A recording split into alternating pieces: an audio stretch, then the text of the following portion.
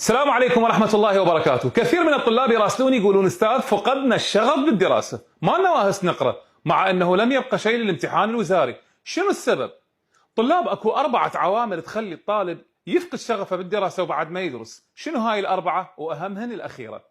الأول واحد اللي هو شواغل دنيوية، مرات يمر على الطالب فد شغلة تشغل عقله وتفكيره تمنعه عن الدراسة، مثلا صارت له مشكلة بالبيت أو أمور خارج الحسبان تجي فجأة على الإنسان، يقدر يحلها لأنه مستقبله أهم، يقدر ينسى، يقدر يتجاوز، لأن مستقبله أهم من كل المشاكل اللي يمر بها. هذا الأمر الأول. الأمر الثاني ضغوط نفسية.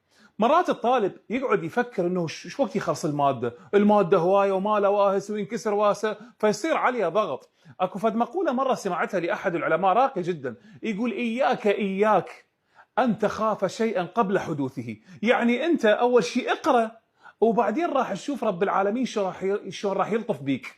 فانت مو قاعد عايف القرايه وتفكر شو وقت تخلص، لا، هو انت اقرا والله سبحانه وتعالى راح يلطف بحالك، لان انت في ماده علميه